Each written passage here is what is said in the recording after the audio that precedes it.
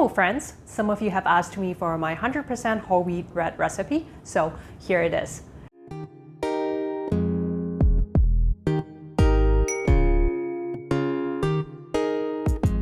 For this recipe, we'll be using a 9x4x4 inch Pullman loaf pan with a lid. It gives the bread slices that uniform square shape. You can bake it with or without the lid. If you don't have a 9x4 inch pan, this recipe works in a standard 9x5 inch loaf pan as well. And here's what your loaf would look like. And if your loaf pan size is different, I have another video that teaches you how you can scale any bread recipe to the size of your loaf pan. Let's talk about flour. I'm using whole wheat all-purpose flour because it keeps the cost low and I can find it easily. You can use whole wheat bread flour if you want, but it is not necessary. Here's why. You may have heard that white bread flour makes fluffier bread than white all-purpose flour because bread flour has a higher protein content that results in a stronger gluten development in the dough, which gives it that fluffy, stretchy texture. This is true for white wheat flours. But where do you think whole wheat flour with a higher protein content than all-purpose white flour fits in this chart? It fits right here. The characteristics of whole wheat flour alone inhibits gluten development. Hence, whole wheat flour is weaker in gluten development than all-purpose flour, even if its protein content is higher. And that's why simply using whole wheat flour as it is will make the bread really dense. I'm going to show you one simple method to make 100% whole wheat bread that is soft and fluffy. Come, let's make bread. Quick note, for those of you that prefer using ounces or measuring cups and spoons, you can find the conversions in the description box or on the printable recipe. Weigh out 350 grams of whole wheat flour and sift it to separate the wheat bran and germ from the endosperm as best that you can. The wheat bran and the wheat germ, which are the high fiber nutritious stuff, actually works against gluten development as they act like tiny knife blades that cut into the gluten strands, which inhibits the gluten from forming. So let's set the bran and germ aside and we'll add it back in later when we have built up gluten strength in the dough. This is the sifted flour, set it aside. In the mixing bowl of your stand mixer, add 207 grams of water.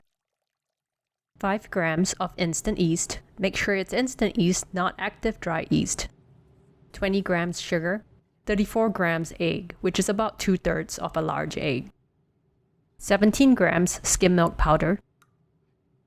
Then we add the sifted whole wheat flour without its bran and germ.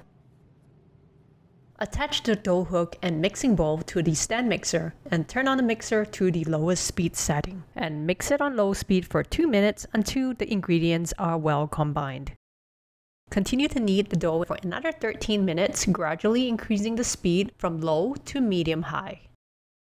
Please be aware that most consumer stand mixers, including this one, are not designed to knead yeast doughs at high speeds. This stand mixer's manual says not to exceed speed 2 for yeast doughs as it may cause damage. This is true as it has happened to me. But in order to achieve that soft, fluffy texture, the dough has to be kneaded at high speeds.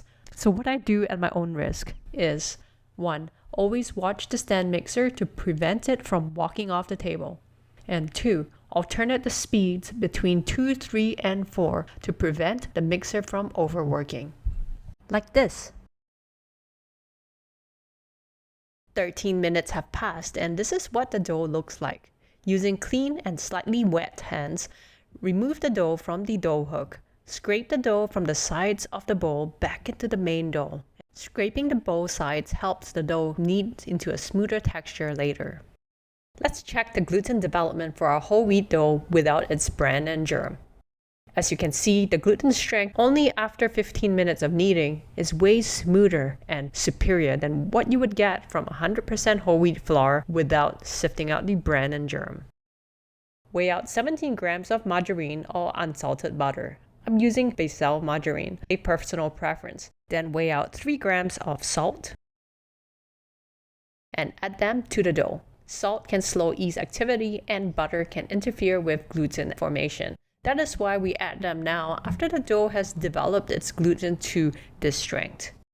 We're going to knead the dough for another 17 minutes. For the first 2 to 3 minutes, alternate the speeds between low and medium, and that's speed 2 to 4 on the KitchenAid.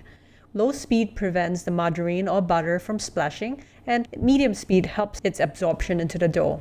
Keep kneading at alternating speeds until the margarine and salt are fully absorbed. After 2 to 3 minutes, when the dough no longer looks greasy, we continue to knead for another 3 to 4 minutes, alternating between medium and high speeds to continue to build gluten and elasticity into the dough. 7 minutes have passed, and I stop and scrape the dough buildup along the sides of the bowl. I also pull the dough off the hook to prevent the dough that has gathered on the top from drying out.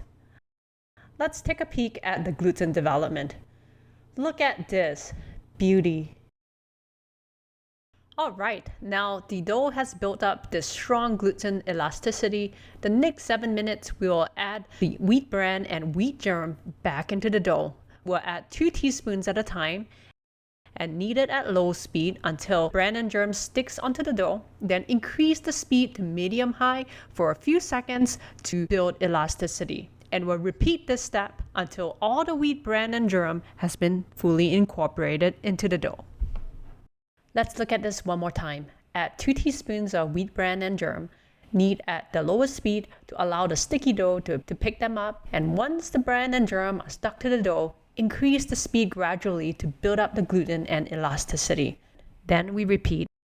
The reason we don't add all the wheat bran and germ back into the dough at once is because the dough simply cannot absorb it all. The stickiness of the dough can only grab a small portion at a time, and if you dump it all in, the rest will fly out of the mixer while mixing, making a mess everywhere. Once all the wheat bran and germ has been incorporated nicely into the dough, you will see this build up on the sides of the bowl. Pull the dough off the hook and scrape down the sides and knead for the final 3 minutes, alternating between medium and high speeds to build gluten and dough elasticity into this 100% whole wheat dough with all the nutritious bran and germ inside. The dough is done kneading. Using slightly damp hands, remove the dough from the hook and scrape the dough buildup onto the dough. Let's take a look at the gluten strength. Pretty good. Transfer the dough onto a bench. Using slightly damp hands, fold the dough into half and seal the sides. Turn it 90 degrees and fold it into half again. Seal the sides.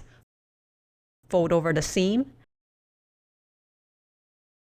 and fold over the seam again and again.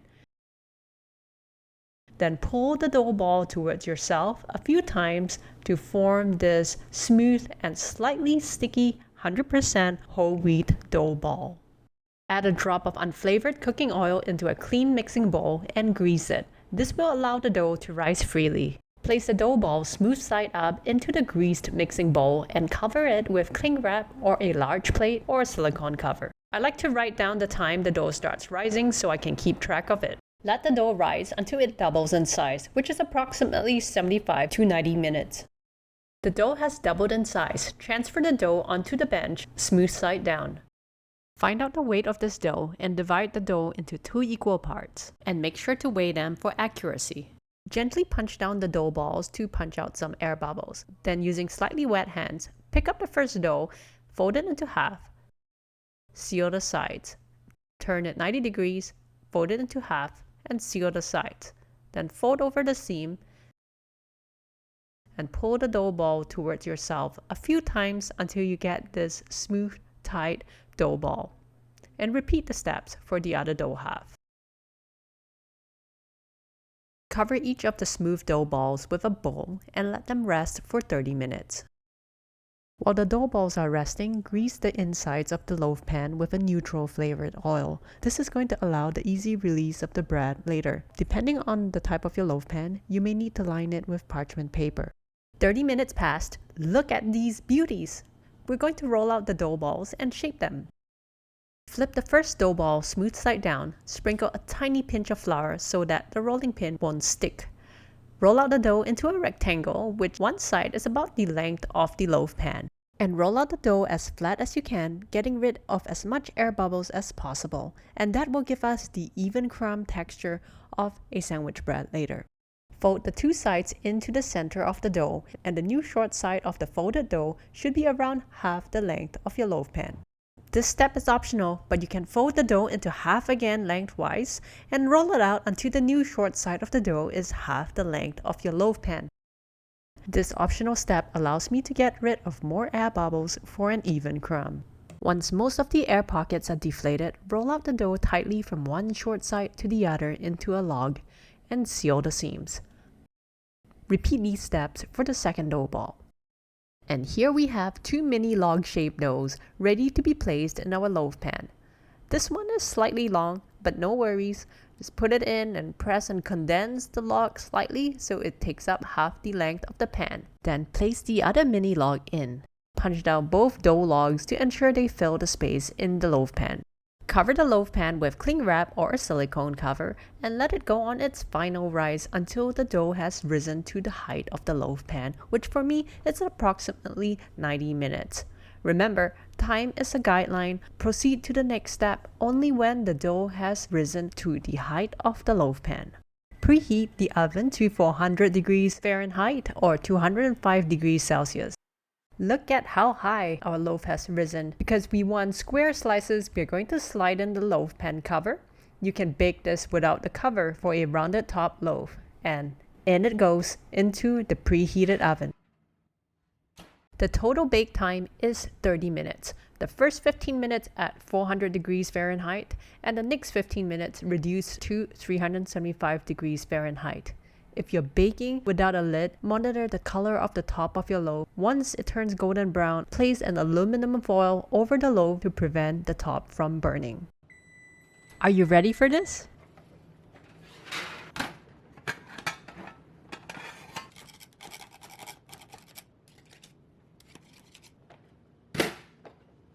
A 100% whole wheat bread.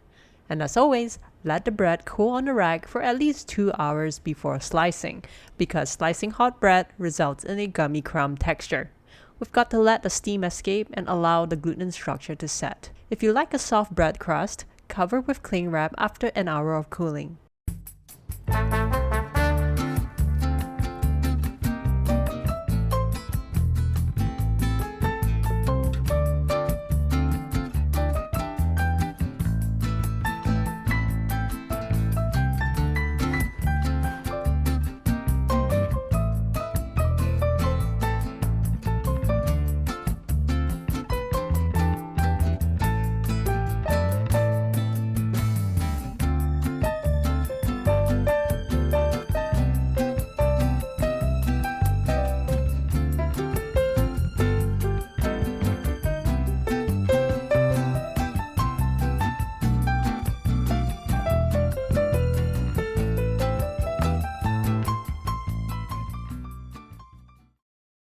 Because there are no preservatives in this bread, it can be stored at room temperature for up to 2 days. Make sure you wrap them to prevent the bread from drying out.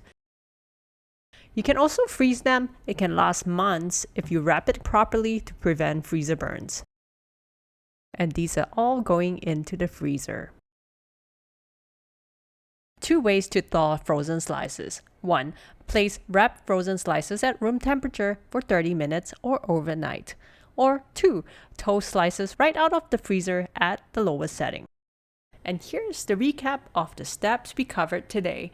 You can find this entire video in a written step-by-step printable document. The link is in the description box below. Alright, I hope this was helpful. I hope you give this a try and never buy whole wheat bread again. I'm not a baker, so if I can do this, you can do this too. Thanks for watching. I'll see you next time.